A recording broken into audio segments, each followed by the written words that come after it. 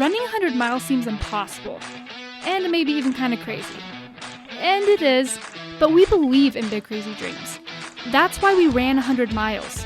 It was such a life-changing experience for us, we decided to devote this podcast to preparing and inspiring you to run your first ultra race. Are you ready to feel the highest highs and the lowest lows? Are you ready to do what you once thought was impossible?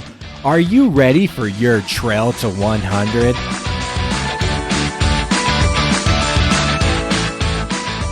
Thank you for joining us here on Trail to 100, the podcast made to help you finish your first 100-mile race. My name is Jacob Bateman, and joined along with me is my beautiful and lovely wife, Melody. Hey, guys. And today we are coming to you for a training update / our tip of the month here today. Or discussion of the month. Yeah, discussion or whatever you want to say it. So happy May, everybody. Here we are in racing season. It's starting to come upon us. A lot of people have started into some spring races, and snow is melting. If you live in a cold area, temperature's warming up, and it's the beautiful months of the year to get out there and hit the trails. Oh, this is the best time of year. I'm so glad the winter's over. Yeah. It's springtime is the best time of the year, isn't it, Mel? Summer is the best. Summer and fall. Spring is good, but summer and fall are way better than the spring. Whatever you say. Spring means summer's coming, so that's my favorite part. This is how Jacob thinks. He likes the spring because it means summer is coming. And I hate the fall because it means winter's coming. I'm like, why can't you just live in the present? To me, it sounds like summer is actually your favorite. I guess I need to do better at living in the present. Anyway, so we've had definitely some updates with our training. It's been a couple months since we've let you guys know what's going on. I myself ran a 50K a couple weeks back. With the flu. Yeah, well, not the flu, but a really bad cold. I think it was the flu. I don't think so. I think it was just a really bad cold. No, that wasn't just a cold. It's been 3 weeks and Jacob is still sick. And I'm sick and our son is sick. That's not just a cold. Yeah.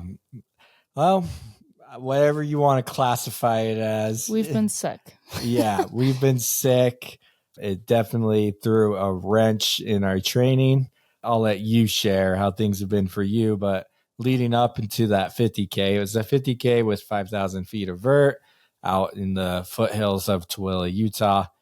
And leading up to it, I did 2 runs in the 2 weeks, literally 2 weeks before the race. That was it. And one of the runs was the day before the race, and the other run was 10 days before the race. So this was basically a mental toughness run. Yeah. I was down and out with this cold, and I've never been knocked down so hard. We gotta stop calling it a cold because it makes us seem like wimps. But it was. No, you guys, this is what it did. Super congested, but I got a super bad headache. I got chills, major body aches. That sounds like the flu, right? But you didn't have a fever. A flu involves fevers. But hold on, I'm not done. We were so tired. The first day I got it, I could not move. And if I did move, it hurt. I was just so tired. All you can do is sleep. But then you get this terrible cough and you can't sleep. You can't sleep because anytime you lay down, Jacob's going to cough now. Anytime you lay down, you start to cough. And so the only way you can get better is by sleeping. All you want to do is sleep, but then you can't sleep because of this cough. So I'm just saying, it's more than a cold. Okay, we are not wimps here in the Bateman household. It's the most extreme cold I've ever had. Not a cold. I've never had to call off of work because of cold, and I called off of work. Yeah, Jacob doesn't call off work, but you could not move. Yeah. And so it was definitely a race that, turned into a mental toughness run. It was 4 loops that you run. And I remember in the first loop, hoping that I would find my groove and I didn't. It was just like a 10K for the first loop. I'm like, okay, well, yeah, that was a little tougher than I wanted, but I'll keep going. And I went out for another like 7-ish mile loop. And I remember when I came in at the end of that second loop. So now I'm like just past the half marathon mark. I was like, wow, like that felt really hard to run that half marathon. Well, because I feel and like, really slow. yeah, well, I feel like you got to this point with your sickness where, like, okay, now you're functioning, you're going Yeah. to work, but you're still not sleeping well. I like, wasn't running because I wasn't sleeping. right. Yeah, it's because I'm just trying to get as much sleep as I could so I could get feeling better. So yeah, it was just there was basically no training going on. It was like trying to sleep so I can get feeling better so I can just survive work that day. Right. And then I think during your race, you realized that you were probably more sick than you thought. Yeah. Just the spunk was not there. And so yeah, it definitely was a race. When I went out on my third loop, it was a 12 to 13 mile loop. And I remember just thinking like, okay, like as I was out there, I'm like, I know you want to walk really badly, but the more you walk, the longer you're out here. You just got to put your head down, find a slight jog that you can hold and just try to keep that light jog going for as much as you can. So that's what I did the rest of the race. And I ended up finishing at 7 hours, 50 minutes. Not my fastest 50K. I could, honestly, going in, I wanted to PR my 50K, but yeah, that didn't You have happen more at all. 50Ks this year. You can try to PR. Yeah, but I have been making a move to a low carb style of eating. We had Jeff Browning on the podcast who talked about that. I haven't been perfect. Definitely have had days where I have not done well. But you're doing pretty good. When Jacob says he hasn't done well, it means he ate too many 100. grain-free cookies that we made It at means home. I ate around 100 grams of carbs that day. So I've been trying to keep it lower. I think I might have had a couple 150 grams of carbs days. Oh my gosh, babe. Yeah, but I've been working on becoming more fat adaptive because my nutrition's always been an issue with me on ultras. And I did notice on this 50K for nutrition, what I actually did is I had raw milk. I brought a little cooler with me, brought like a 32-ounce liter of raw milk in a jar. And then I had bacon that I cooked up. I had some carbs because you're still supposed to eat some carbs. So I had low carb, not keto. Yeah, so I did. I had a couple gels that had about 25 grams of carbs in them. I took 2 or 3 of those through the race, but for the most part, I found myself just drinking raw milk and eating the bacon for most of the race. And because it was a loop station, I could just have my cooler at the one spot, and it worked for the first time in a long time. I wasn't bloated. I have an issue with being bloated. Which that's a pretty big deal. Yeah. So maybe carbs just bloat me, or grains or gluten. I don't know. Maybe combo of it all. You do have family members who are sensitive to gluten. Yeah. And gluten is common in grains. So and we've cut out grains, by the way. Yeah. And so the nutrition side, I didn't have a lot of energy. So a part of me still wonders how much is that the sickness? How much of that is the low carb? Like, am I not really as fat adapted as I want to be yet? I don't know, because I was sick during the race. So I have a hard time. Hard to know. Yeah. But you did say that you felt like you recovered pretty well. And you think that might be because of the low carb approach, right? Yeah. The next day I didn't feel terrible. But then another thing, we were like, well, maybe it's because you were sick and so you ran slower. Yeah. So it's really hard to tell if it's working or not for me off of that one race. You're going to keep trying it. Yeah. See how the next race goes. Yeah. We'll keep trying. This was a first time for me, though. I've never used cough drops as race fuel in a race before. Cough drops? Yeah. You use cough drops? Yeah, I took cough drops out on the race. Actually, this is this is the first time you've used cough yeah, drops. yeah. Oh, I thought you said this is the first time you didn't use cough Yeah, drops, and no, I'm like, first that's time I normal for did. you. Yeah, so first time using cough drops, and it was actually because I ran out of water and I didn't have anything to drink, and it was really hot. And so I had like 5 cough drops with me. And so I just sucked on them to keep my mouth moist Well, till there I you made go. it to the next aid station.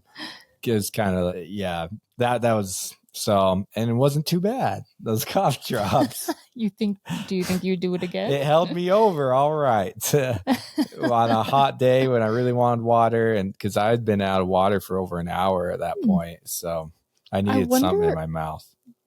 would cough drops help settle an upset stomach? Do they do I that? doubt that. I don't know. Okay.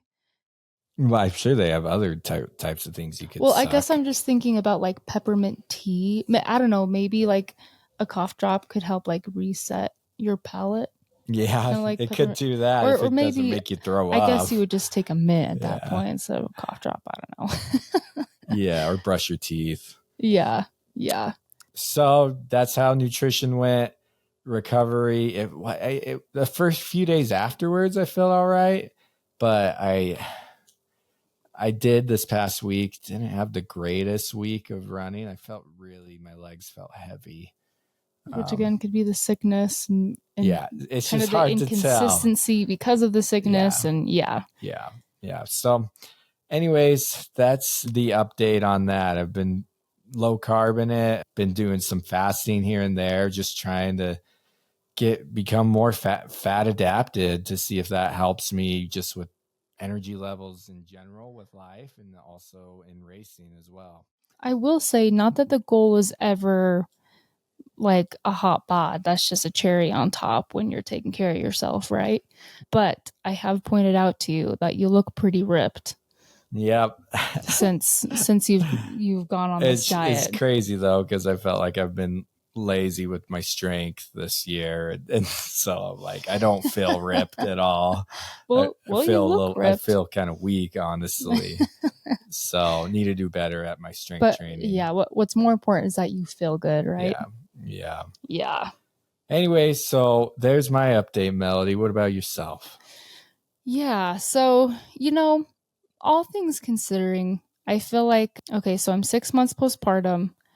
I have had the flu 3 times this year. I think part of that's because I'm just pushing too hard, but I feel like considering our circumstances, I'm pretty proud of what I've done so far. I was working with a personal trainer. A big goal for this year is to learn how to balance weight training and running. I want to get stronger as a runner. I was working with a personal trainer. I had my last session with her today. I've been pretty consistent in the gym. When I say pretty consistent, I mean I'm going 2 to 3 times a week, but it's always on different days, just kind of when I can get there. I also what I did with my running is a few weeks ago I started running 10 minutes every single day. I did that for 2 weeks. Then 20 minutes every single day. I did that for 2 weeks. And then I ran 30 minutes every single day. I did that for 2 weeks. That was a recommendation from my new coach. I signed up with Ben Light. If some of you might be familiar with him, if you follow Mike McKnight, he's like Mike McKnight's best friend. So he's all over Mike McKnight's Instagram. And anyway, started working with him. I signed up with Ben Light because he's an expert in balancing strength training and running. So anyways, long story short, working with my personal trainer at the gym, we were doing body composition analysis once a month, and I have gained lean muscle mass. I have lost fat. I also have graduated from pelvic floor physical therapy. So we're good there. I feel like I'm stronger. I feel like I'm mentally healthier, especially when it comes to like body image things. I know anyone who's listening who's, had a baby understands that. Running still feels really hard. Also, most of my workouts are with baby. All of my running, not all of my running. Most of my running is with the stroller. Most of my hiking is with baby in the pack. But yeah, running still just feels really, really hard. My paces are still slower than they usually are, but I'm putting in the work. We're getting there. I'm really, really enjoying hiking right now, especially with baby in the pack. That's my favorite. And lifting has been super, super fun. I still have a lot of kind of tedious work to do when it comes to healing my core and continuing to strengthen my pelvic floor after having a baby. Biggest thing is just getting my core back to where it was. I know that is just a long, tedious process, but we're getting there. We're making progress. I'm not where I want to be and not where I thought I would be, but honestly, this year has just been a lot of learning for both of us, Yeah. So, we're making progress. It's not been perfect with our training, guys, especially with being first-time parents. But I think it's amazing what you're doing with running with Travis and hiking with Travis. Like, that's going to make you so strong in the long run. I hope so. Yeah, and because then once you're out there and you don't have Travis in your pack, right, or you're not pushing a stroller, hopefully it feels easier on you. I will say I do feel pretty like hardcore running with a stroller and hiking with him. Like today you went running on the road with Travis in the stroller, and then you switched out the stroller for a pack and went straight to the trails on a hike, right? Yeah, because what was on my program was a 20-minute run and then a 40-minute hike. That's awesome. So I feel pretty proud of that. Yeah. I felt pretty cool. I also passed another mama on the trail. She was carrying her baby, and we both were just like, "Good job, mama." We just had this kind of moment, So and it's great that you've gotten stronger. You've been an example to me on strength training. I know you say you haven't been perfect, but you have.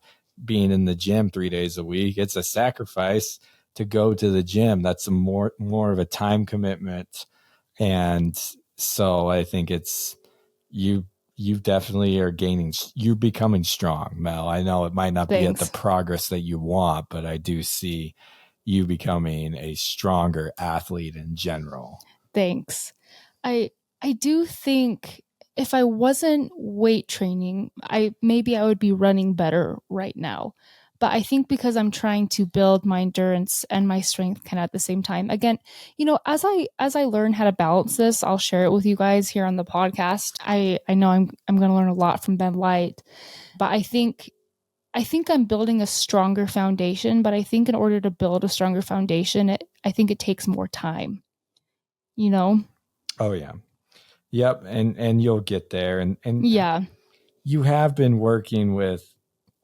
You were working with a separate strength coach and running coach. Yeah, I had one running coach and then a strength coach. And then they were both good, but they didn't know how to balance it. And then they started giving me like conflicting information and it just wasn't working. And so I think that was kind of messing both up. Yeah, that kind of screwed me up. Because I had one coach telling me one thing, one coach telling me another thing. And then I'd tell one coach to be like, hey, well, this coach said to do this. Then she would be like, I don't know. And then I'd tell my other coach, well, this coach said to do. Anyways, it was just confusing. So I was like, I need to find a coach who knows how to do both.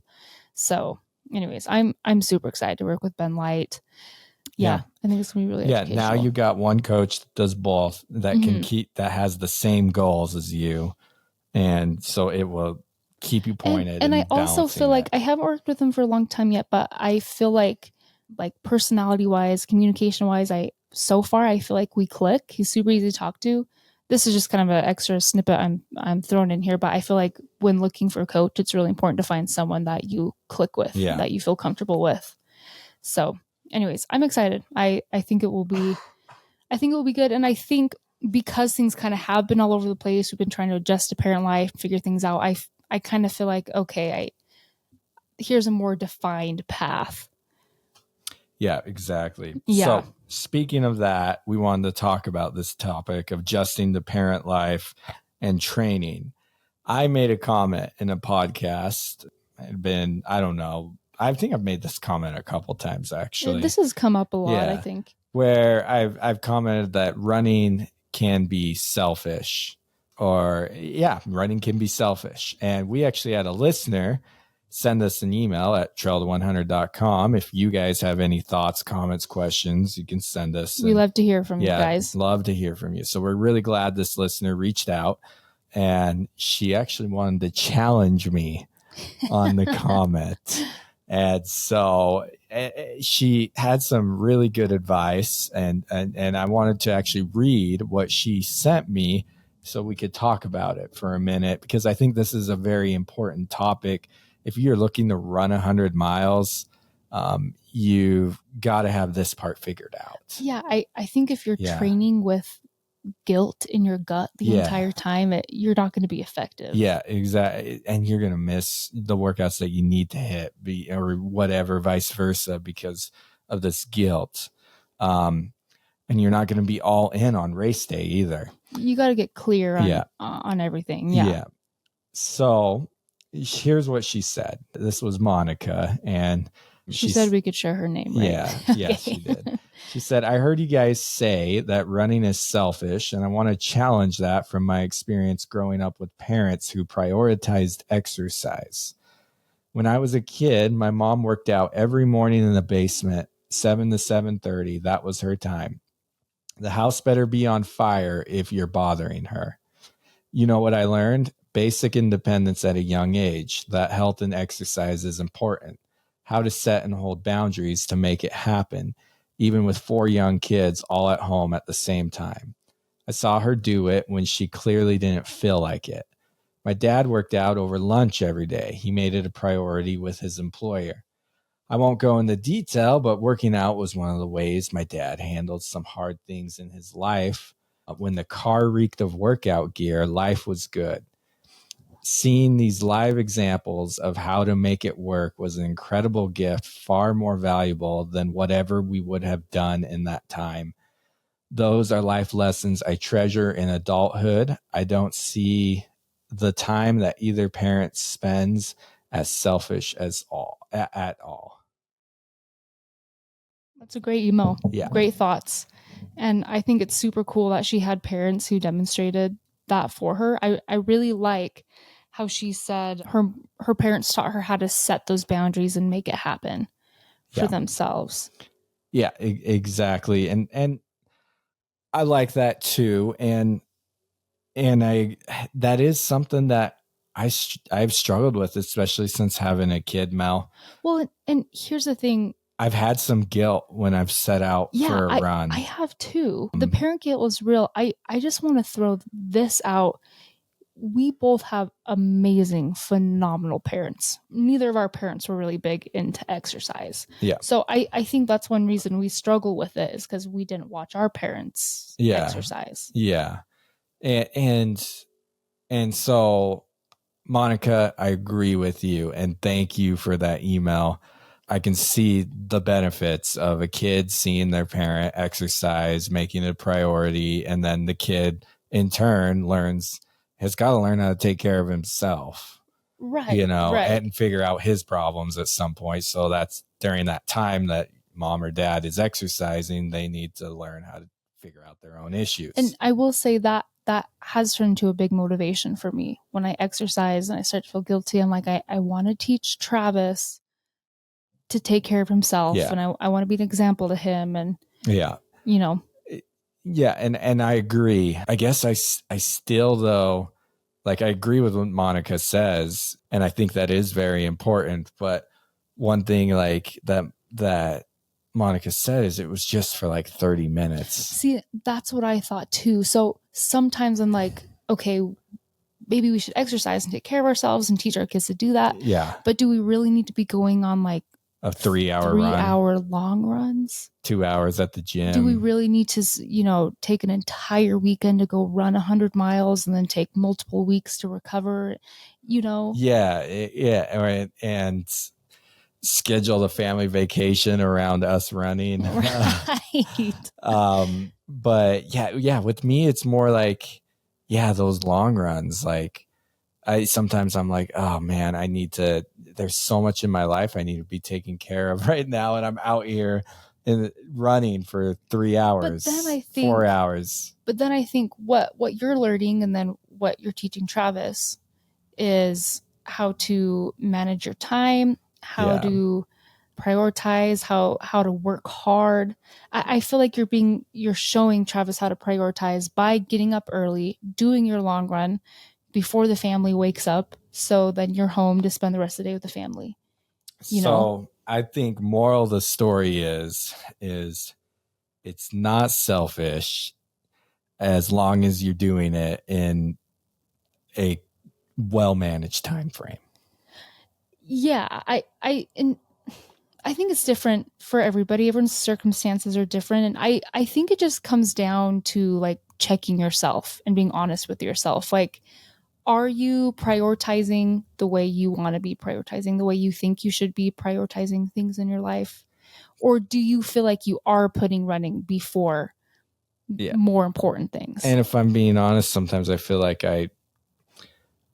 I'm blowing more important things off. And I think we're all guilty of that. But the thing is, you're blowing off more important things running, but it's blowing off more important things watching TV or doing drugs. Well, no, that's the thing, though, Mel. That's the thing. I'm at the time I'm not blowing it off, but then I shouldn't be watching TV during this time period later in the day, and I should be doing something more important, and I'm watching TV. That's the thing. Like that's where the guilt comes, is I'm not managing my time right, but I'm making sure I get my run in, but I'm not making sure that I see what you're do saying. my budget, or I'm not making sure that but also you're human, and of course you're gonna want to go on a run and so do the budget. Running's way more fun. Exactly. But if I'm going on my run and watching TV and not either watching an hour of TV rather than spending quality time with Travis for an hour, or quality time with my wife for an hour, or doing a budget, or reading a book that I need to learn something from for my career. Does that mean ultra running is selfish, or is that just a matter of like just so prioritizing? Maybe when I get into this, I can. Yeah, you're right. Maybe I just have an issue with prioritizing time and figuring that out. It's hard. We all do. I guess what I'm getting at with all the comments I've made is we got to give ourselves grace too. Yeah, to a point. I know you're getting really tired of hearing that phrase. To a point. To a point, yeah. You don't want to make excuses for yourself. Yeah. You got to find a balance. But you're never going to progress if you don't push. Grace means you are doing the best that you can. You've done everything that you can, and then you still aren't perfect. That's where grace comes in. Yeah. Grace isn't... I guess I don't feel like I'm always giving the best I can. Okay, and then, yeah, and if that's how you feel, then I guess you gotta step back. So that phrase doesn't apply to me if I don't... I feel like I'm good. If I know I did the best I can, I'm fine accepting then whatever happens. Then you can give yourself grace. I can accept whatever happens. I see. I don't even see it as giving myself grace, because I know I did the best I can. There's nothing that's what I did, the best I could. But if I know I don't do the best I can, then I don't want to give myself grace, because I need to improve. This is where guilt and shame comes in. It's like, okay, let's say you don't do the best that you can. Here's the difference between guilt and shame. You don't do the best that you can. You feel guilty and you're like, oh, I should have done better.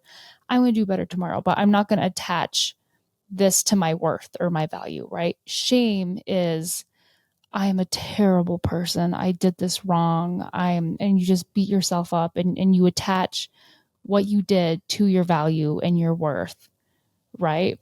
Like, do you feel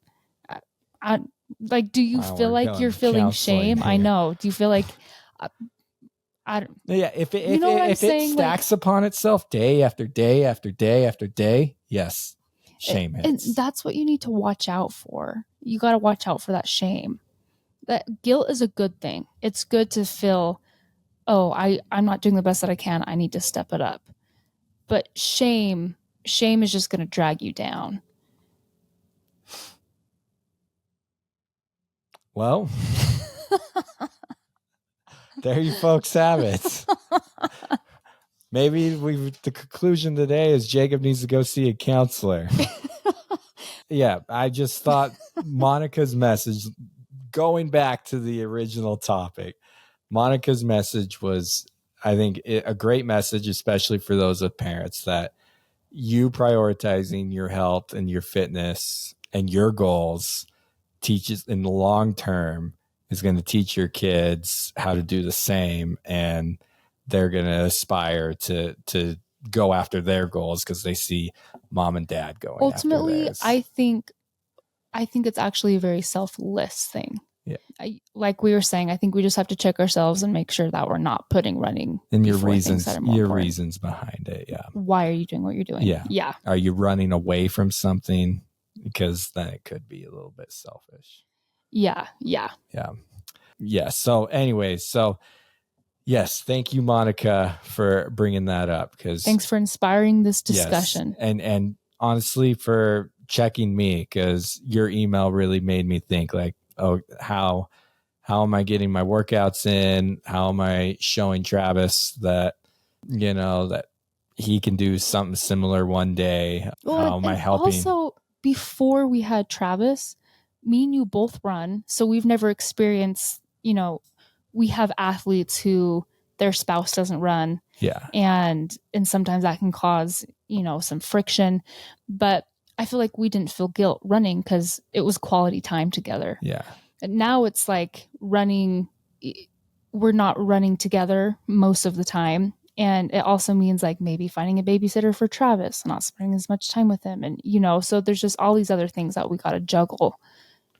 Yeah. And it's been hard. Yeah. So it's been hard.